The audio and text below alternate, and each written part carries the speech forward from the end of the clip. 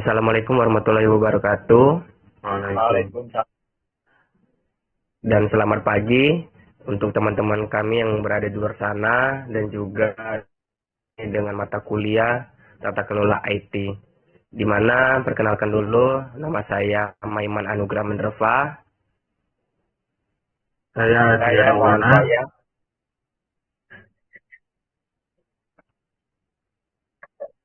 Dan satu lagi,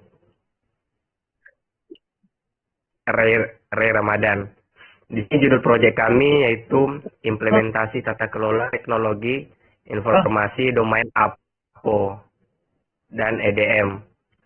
Studi kasus desain struktur peran dan tanggung jawab pengelola TI pada PT Nutrifood Indonesia. Di mana kelompok pertama kami itu Maiman Delita Anugrah Menderva, Rais Hakim, Muhammad Ramadan dan juga Adrian Maulana.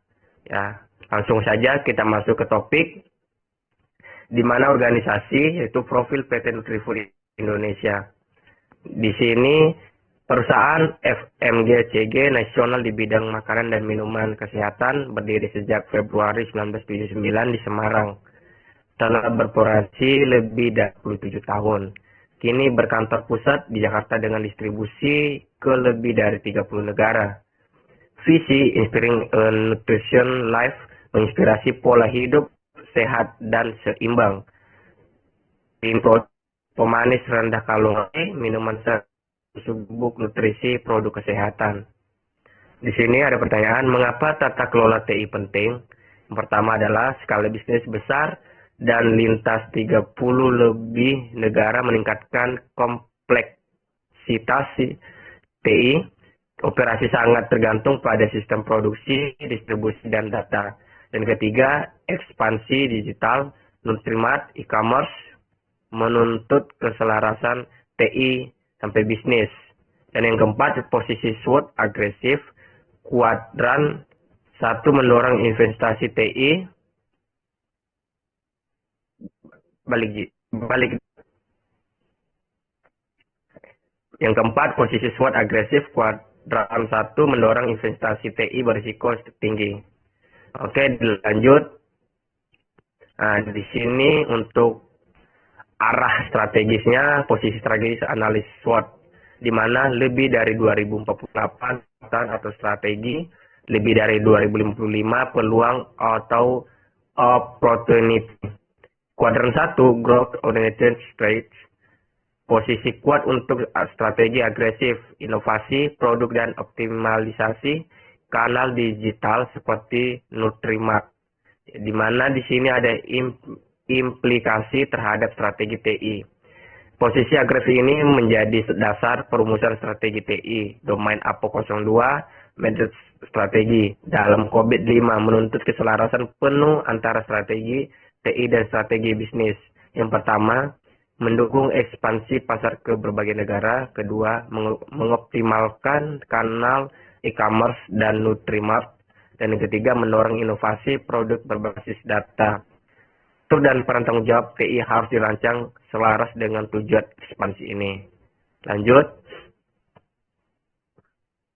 Nah, di mana di sini juga kita ada bab 2-nya kerangka kerja. Nah, framework COVID-5, domain EDM dan APO.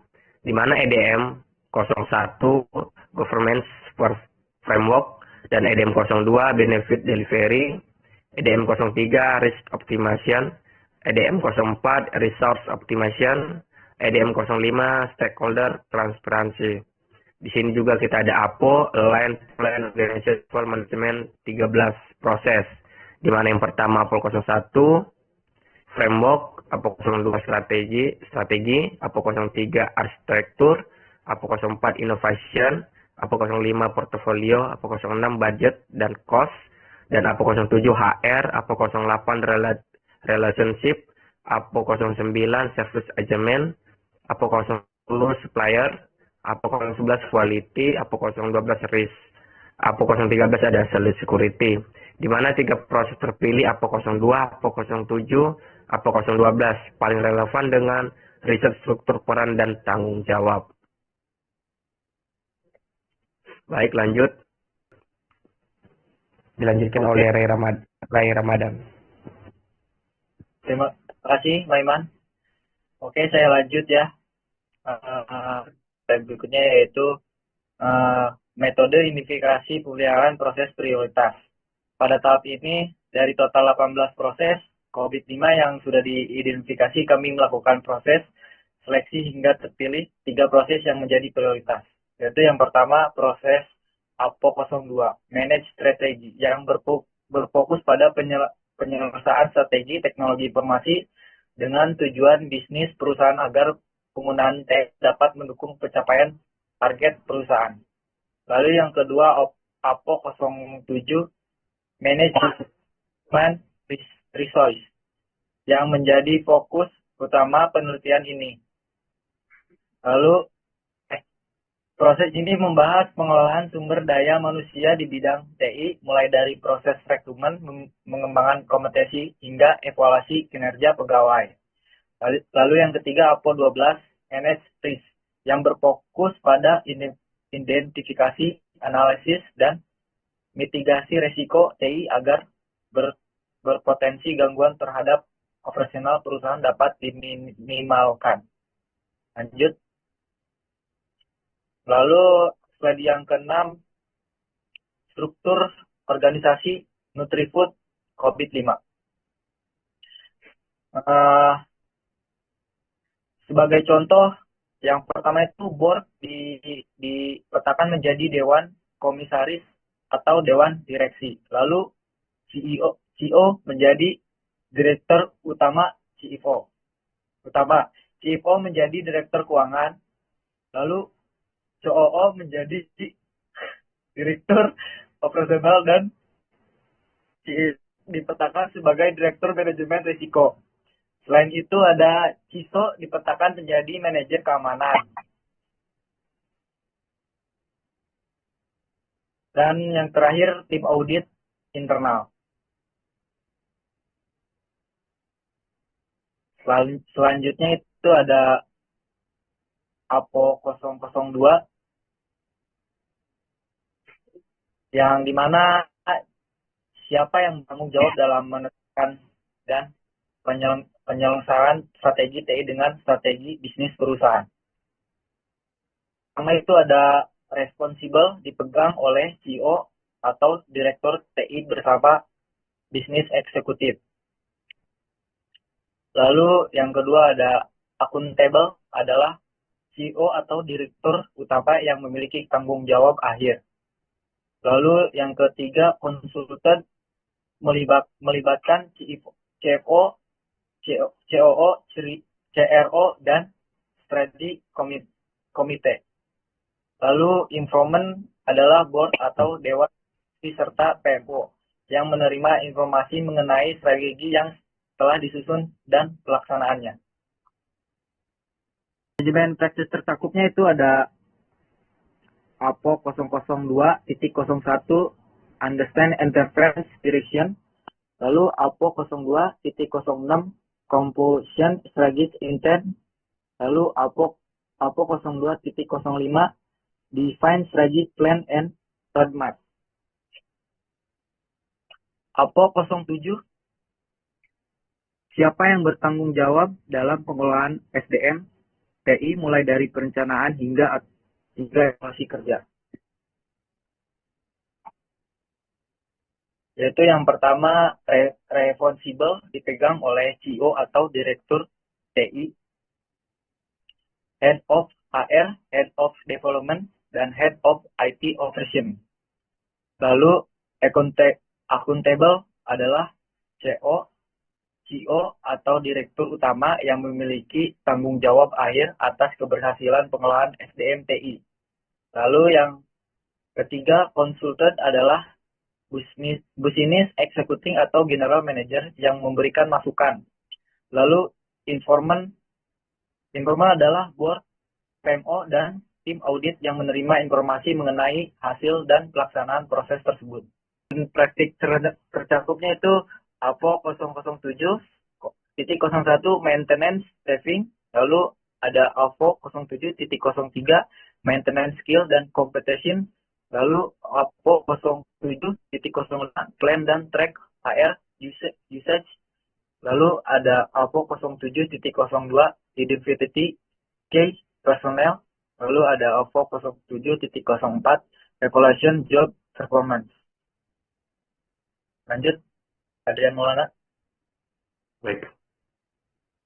Selanjutnya ada hasil pemetaan rasi dari APO 12, yaitu Manage Risk atau mengelola risiko TI organisasi. Contohnya adalah pertanyaan, siapa yang bertanggung jawab mengidentifikasi, menganalisis, dan merespon risiko TI? Responsible atau orang yang melaksanakan, yaitu ada CRO, CEO, dan CISO. Kemudian accountable atau orang yang bertanggung jawab, ada CEO atau direktur utama. Konsultan atau orang yang harus diberi konsultasi atau kita ajak konsultasi, yaitu adalah Enterprise Risk Commit atau ERC, BCM serta Business Executive. Kemudian informat adalah orang yang perlu kita diberi info atau kita kasih tahu, yaitu adalah board, yaitu Dewan Direksi dan tim audit. Serta manajemen praktis yang tercakup adalah APO 12.1 yaitu collect data, APO 12.4 yaitu articulate risk, APO 12.6 yaitu respond to risk, APO 12.2 adalah analysis risk, APO 12.3 ada maintenance risk profile, serta APO 12.5 adalah define risk action portfolio. Kemudian sintesis temuan. Kolerasi yang konsisten di 3 proses. Pertama, accountable. Selalu dipegang oleh CEO atau direktur utama yang memiliki wewenang akhir dalam pengambilan keputusan. Kemudian responsible, itu dipegang oleh CEO atau manajer terkait. Bisa jadi head of HR, CEO, atau CISO sebagai pelaksana utama. Kemudian konsultan atau orang yang kita ajak konsultasi, yaitu para eksekutif bisnis dan komite seperti CFO, COO, strategi atau risk commit yang akan memberikan masukan sebelum proyek itu kan dilaksanakan. Kemudian yang terakhir ada inform, yaitu orang yang harus kita beritahu, yaitu ada board atau dewan direksi dan fungsi audit menerima laporan hasil keputusan dan mitigasi. Total ada 14 manajemen praktis yang kita petakan di seluruh siklus strategi SDM, itu risiko. Nah, untuk kesimpulan, COVID-5 sangat efektif untuk merancang struktur peran TI melalui domain EDM dan EPO, yaitu governance dan manajemen. Kedua, 3 proses APO, yaitu APO 2, APO 7, dan APO 12, itu adalah paling relevan dengan judul yang kita gunakan, serta menghasilkan 14 manajemen praktis sebagai fokus penelitian. Kemudian, APO 07, Management Resource, menjadi fokus utama karena langsung membahas pengelolaan SDM TI dan sesuai dengan selaras dengan apa yang kita kaji ya. Terakhir ada hasil pemetaan rati dapat dijadikan acuan job description, alur koordinasi, dan penanggung jawab setiap proses TI. Mungkin cukup kami dari kelompok 1. Saya Dian Maulana dan teman saya ada Maiman dari Anugrah serta Muhammad Rehan Ramadan. Mengucapkan terima kasih yang selanjutnya dan mohon minta maaf apabila ada kesalahan. Sekian presentasi dari kelompok 1. Terima kasih. Assalamualaikum warahmatullahi wabarakatuh.